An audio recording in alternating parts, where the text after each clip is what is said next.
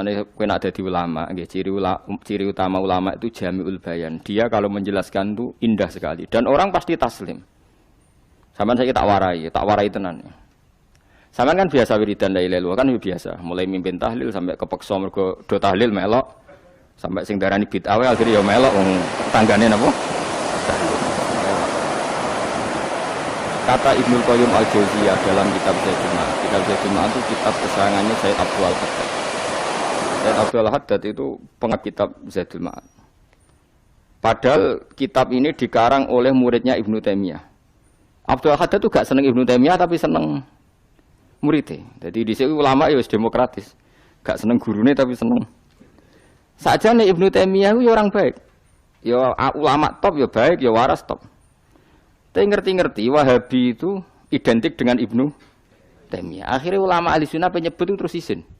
Mulane kiai-kiai ra ono sing dalil kok lek Ibnu Taimiyah mergo dicap Wahabi. Padahal Ibnu Taimiyah wong alim.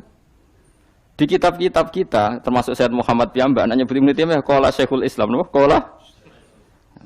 Tapi kan ini sudah milik Wahabi sehingga kita ini terus akhirnya gak gelem nyebut.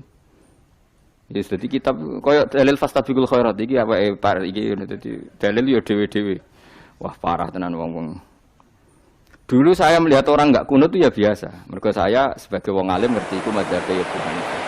Saya kira arah kunut sama dia. Kita ini sebetulnya ahlul ilmi enggak tahu kunut itu mazhabnya siapa kita. Itu mazhabnya Abu Hanifah yang kunut mazhab. Tapi tahu-tahu iki mazhab NU, iki mazhab Muhammad. Mana ada orang-orang ini bisa punya mazhab. Ngalime sepiro nganti dadi nopo? Mazhab. Tapi wis dadi bahasa, wis dadi nopo? Sekuajo kabeh sene. Mas repot-repot. Tak warai iki. Sampeyan ben nglafadzno la ilaha illallah iku keren ya. Keren tenan mboten keren-keren. Ngendikane Ibnu Qayyim Al-Jauziyah itu gini. Min asliha khuliqatil jannah wa min asliha khuliqatin nar. Terus wa min asliha khuliqatid dunya wa min asliha buisatir rasul.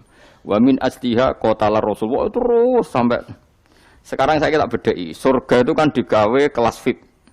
VIP mewah. Terus jari rugane widadari nura kan nak wingi sebut. Pira 70 ya? 70. Wayu kabeh kan ora ono sing kriting, wayu kabeh. Wayu kabeh terus gak tahu delok wong liya. Kadang bojo kita wis elek jek delok. Widadari sifatnya maksuratun fil khiyam. Jadi gak tahu keluyuran ning ndi. Wayu kabeh. Lek surga yang semewah itu selek itu ya bagi mereka sing nglafatno atau yang menerima la ilaha illallah. Neraka sekarang dibikin sedalam itu. Jari Abu Hurairah neraka itu tes-tesane benda kamu jatuhkan ke neraka itu untuk sampai ke bawah itu nunggu 70 tahun. Kila 70.000 tahun. Jadi nak HP mbok cedok nang neraka itu cedroke ngenteni 70 tahun. Betapa dalamnya. Ngentekno bego piro yen bayang misalnya. Oh itu kontraktor mana saja tidak sanggup itu disuruh ngeduk kedalaman neraka. Iku ya mau kanggo wong sing menolak la ilaha illallah. Jadi kalimat ini luar biasa. Swarga digawe bagi yang nerima, neraka digawe ya untuk yang menolak. Ya kalimat sing kowe nak tahlilan turu iku lho. Iku kalimat sing nggo alasan Allah gawe swarga. Terus kalimat sing suwe-suwe sing lafadzno diarani bid'ah iku. Itu kalimat sesakral ini nasibnya akhir zaman iku entek. Gara-gara dilafadzno tahlilan tersangka jadi apa? Bid'ah. Dulu kalimat yang dipuja-puja penyebab surga dan neraka. Saiki kalimat itu tersangka. Mau perkara napa? Bid'ah. Wis aja melok-melok, kowe debat ya ora iso makili aku, sebarno iso. Kok kowe terusno dalan tok. Dah. Berarti la ilaha illallah itu kalimat yang surga dibikin karena itu, neraka dibikin ya karena. Kemudian Allah punya sunnah, lalu butuh pelatihan. Dikasihlah Allah gawe bumi. Piye-piye manusia butuh latihan, dibikinlah bumi. Dan dekne latihan ikrar la ilaha illallah dengan sadar, dibikinlah bumi, liyabluwakum terus dites. Wes digawe bumi, ana makanan, ana minuman, ana wong wayah, ana pegatan macam-macam, wong diutang wis mbulet macam-macam. Gue ngetes, eling la ilaha illallah apa eling utangi, eling la ilaha illallah apa eling kasuse, pokoknya dites. Karena enggak fair kalau Allah bikin itu kemudian enggak dites, dibikinlah darul imtihan. Dunia itu bahasa Arabnya darul imtihan. Tempat tes-tesan, imtihan mana apa? Tes, liyabluwakum diuji. Wes diuji kita hidup. Artinya kita dihidupkannya pun oleh Allah demi tes-tesan la ilaha, itu disebut kalimatul haqqin alaiha. Nah, ya sebenarnya kita hidup pun ini untuk dites. Pada akhirnya la ilaha illallah apa enggak? Paham ya? Terus dites. Allah itu juga secara hukum itu kan enggak fair, dites kok enggak punya pemandu. Dibikinlah rusul, diutuslah para rusul untuk pemandu. Tes itu kan butuh seru. Mak pemandu tok ora ono musuhe kan enggak seru. Dibikinlah setan. Sadane sebagian kita sudah setan tapi ini ben seru. Lha ndak setan kan minal jinnati wan nas mangsamu setan sopo. Baik setan minal jinnati. Jadi kena muni auzubillahi minasyaitonir rajim terjemahane berlindung Allah dari saya sendiri ya Allah itu kata Yesus. Lho itu kalau lama dulu biasa auzubillahi min syururi anfusina wa min sayyiati a'malina. Sebenarnya kita berlindung hanya dari setan yang jauh, iblis itu enggak. Ya setan diri kamu sendiri, min syururi anfusina, dari kejelekan diri kita. Wong-wonge do ujug, soalnya setan tuh makhluk gaib sing piye. Lah kowe iku sapa? Nganti kowe maksiat terus mergo akrab klop, roh mbek setan klop. Mulane terus maksiat. Dah. Allah ngutus pemandu yang ngecul setan, ben fair. Napa? Fair. Jadi semua darul ibtila ini juga demi kalimat. Makanya disebut kalimatul haqqin sing alaiha nahya. Kita hidup ya demi mendapatkan kalimat itu. Kita mati nanti ya demi kalimat itu, artinya mati ke neraka ya karena kalimat itu kita menolak atau mengabaikan. Masuk surga ya karena kalimat itu kita hormat, kita benar dalam memperlakukan kalimat.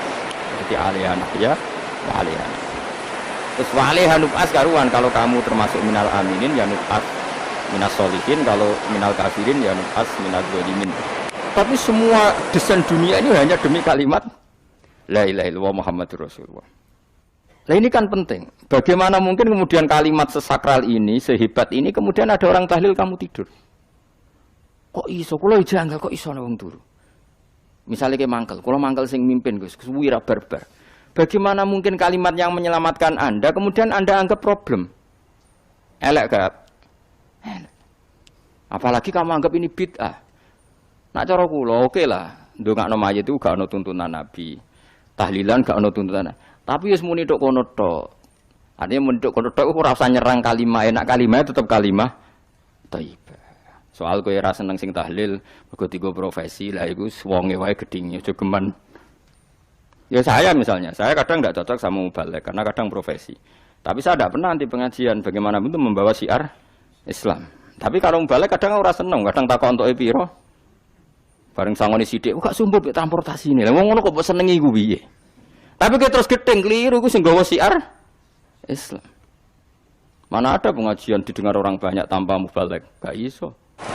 Ini iso mlepukno barang-barang ora penting jadi penting iso. Ya cara biru itu sekarang yang apa melepuk kanggo panggung barang. Tapi kadang ya benar. Yang namanya mudin mubalek ya itu bisa benar bisa salah. Tapi kamu nggak boleh gedeng kalimatnya. Kalimatnya kalimat hak. Nah, ini penting kalau utarakan. Sehingga zaman Nabi Sugeng ini rungokno tenan ngaji kula. Zaman Nabi Sugeng ada sahabat. Namanya itu Usamah bin Zaid. Ini sahabat kesayangannya Nabi, hibbu Rasulillah. Usama itu diutus Nabi perang. Ini dengerin nih, diutus perang. Pas perang itu si kafir tadi menggal temannya. Ada yang tangannya putus, kakinya putus. Wah, seorang kafir ini sudah luar biasa. Bacok sana, bacok sini. Ketika terdesak oleh pasukan Usama, kebetulan Usama ini cakap ya, sama beberapa temannya orang Ansor. Orang kafir yang sudah qata'a arjulana wa qata'a aidiana, dia pas terdesak bilang la ilaha illallah. Terus sama Usama tetap ditusuk, dibunuh karena dia berpikir ini qolaha muta'awwidzan, dia melafadzkan kalimat itu hanya berlindung dari pembunuh. Setelah dilaporkan Nabi itu marah besar. Nabi ngendikan kaifa anta ya Usama bila ilaha illallah idza ja'at bika yaumil qiyamah. Kowe nek ditakoki la ilaha illallah ku piye? Piye wis ngomong la ilaha illallah, tapi ambek ngomong ngoten sak usih ngethoki tangan kula, maksudnya tangan kula tangan kelompok saya, kiai saya. Nabi tetap jawab kaifa bila ilaha illallah idza ja'at bika yaumil qiyamah. Pokoknya Nabi menyoal terus. Sampai menjadi fatwa ijma'nya fuqaha, siapapun yang melafadzkan la ilaha illallah harus kita terima meskipun qolaha muta'awidzan, meskipun saat melakukan hanya cara zahir berlindung dari kematian. Sehingga kita terima. Orang kafir yang 80 tahun kafir melafadzkan la ilaha illallah 1 menit menjadi mukmin. Sampai ada ayat kulil ladzina kafaru iyantahu yufar lahum ma qad salaf. Ini kalimat yang sakral, bahkan kafir yang 80 tahun saja menjadi mukmin hanya karena ngelafadzkan la ilaha illallah. Mulane yang ngaji saya, yang seneng saya, jangan pernah kamu mengatakan ada bid'ah yang orang bisa jadi kafir. Bagaimana mungkin orang mukmin yang ke kuburan dan melafadzkan la ilaha illallah kamu katakan kafir?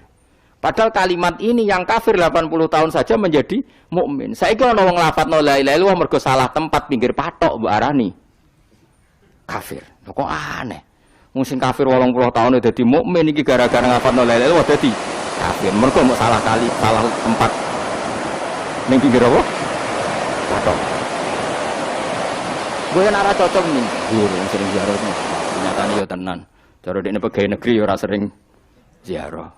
Nah iku tapi ora usah muni kafir, nek muni kafir gak mungkin lah.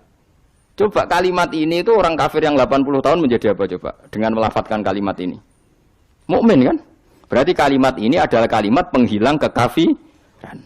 Lalu karena dilafadzkan secara salah dianggap kafir. Hanya karena bid'ah itu tidak mungkin. Makanya sebetulnya Wahabi yang alim-alim itu tidak berpendapat demikian. Saya punya beberapa referensi Wahabi yang alim itu tidak pernah mengkafir-kafirkan orang. Karena perdebatannya seperti itu. Tapi saat ini wis kuwajo.